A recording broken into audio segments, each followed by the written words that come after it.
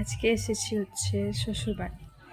সকালে এসেছি, এখন বাজে মুখটার কি অবস্থা,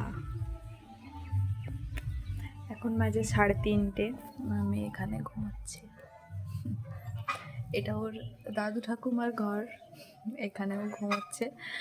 আর ওই রুমটায় আছে হচ্ছে আমার ননদ আর ননদের মেয়ে। হ্যাঁ, আমার ননদের মেয়ে হচ্ছে। তো এরা হচ্ছে পুরোপুরি 1 মাসের ছোট। তো চলো, এখন আর আমার এখানে ভিডিও পোস্ট করতে কোনো অসুবিধা হবে না, কারণ এখানে ওই মানে কি বলে, ওয়াইফাই লাগানো হয়ে গেছে। সে কারণে প্রচণ্ড মাথা ব্যথা করছে। দুপুরে খেয়ে থেকে সকালে এসেছিলাম, বিকেলে চলে যাব। তো এখন মা করছে চা, একটু চা খাবো। প্রচণ্ড মাথা ব্যথা করছে, ঘুমোতেই পারছি না।